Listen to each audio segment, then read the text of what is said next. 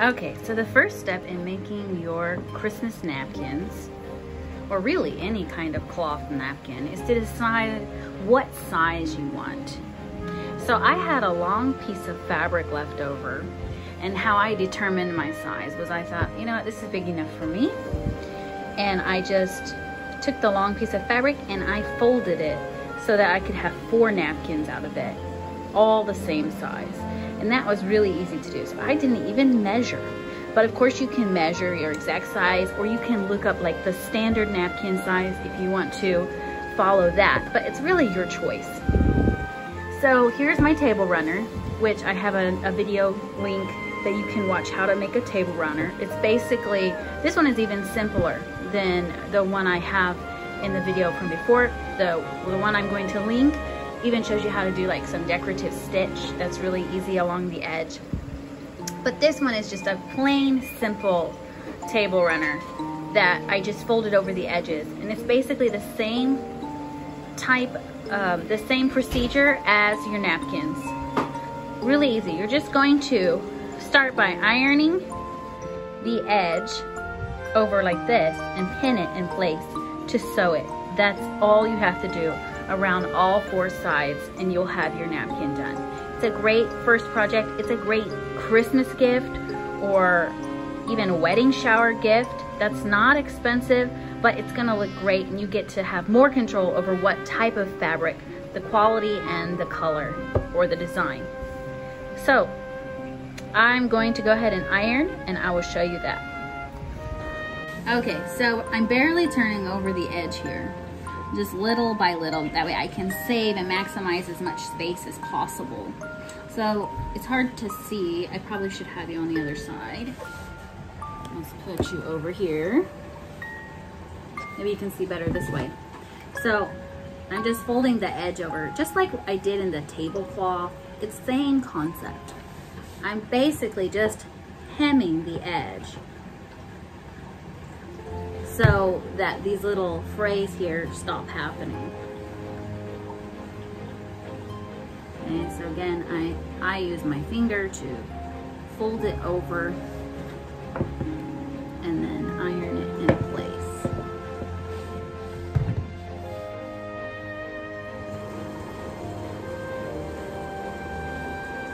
Right along the edge.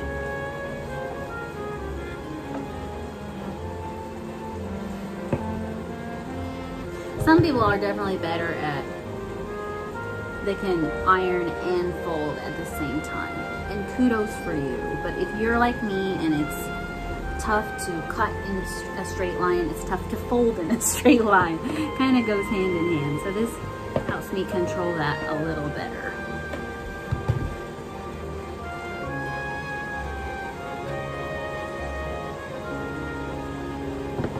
This is a really great first project though.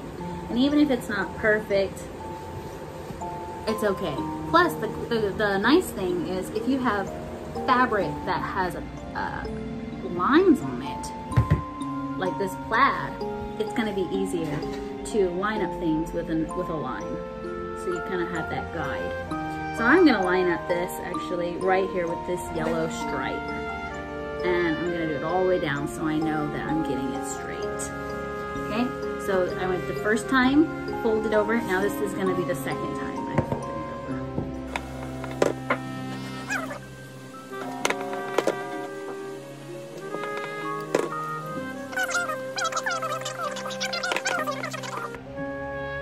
over. Okay, so now to make sure it stays in place and doesn't move, I'm just going to reinforce it with these pins.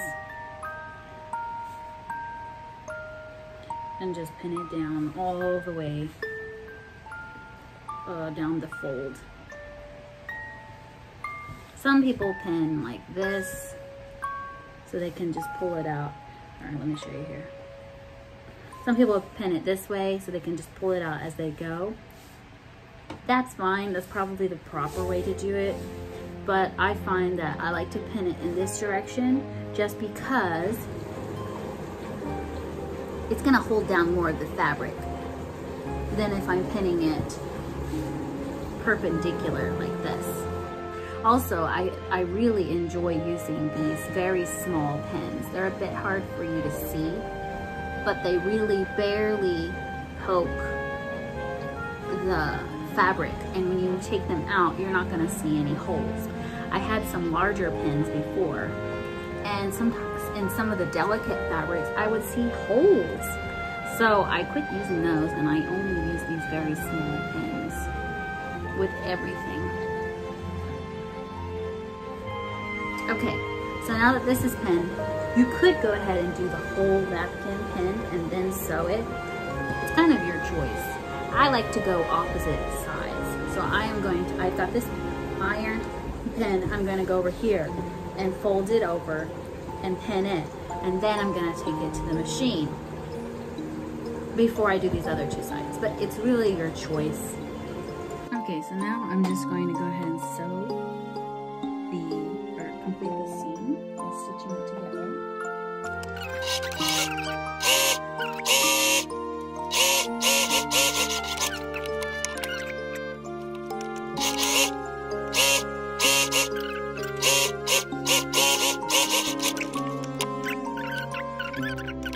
Okay, so once again, I'm just gonna fold over the edge.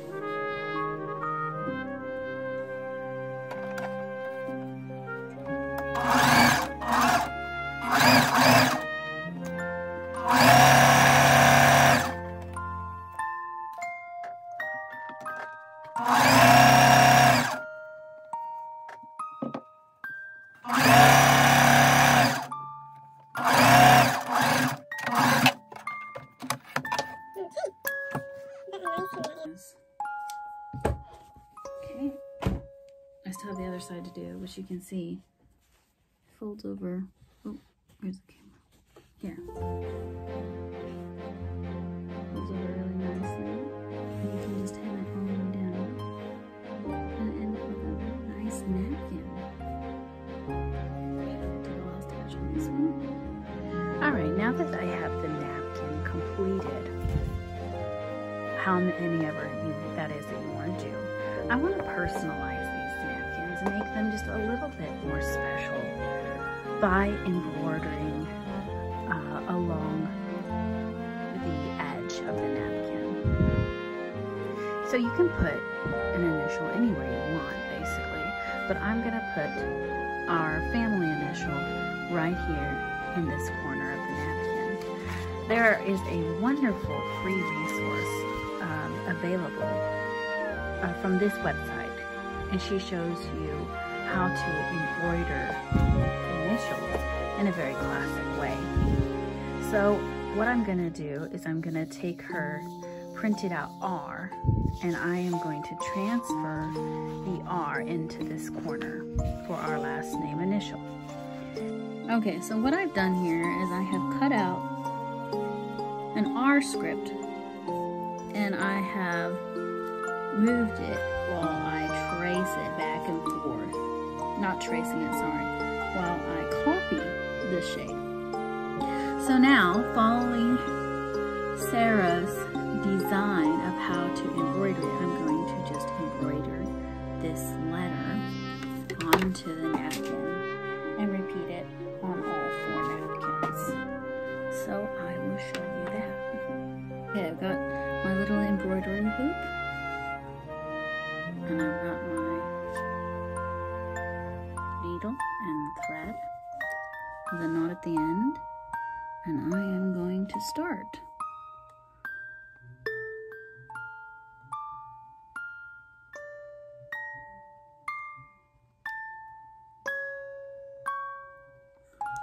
Starting with a little curly end, going forward.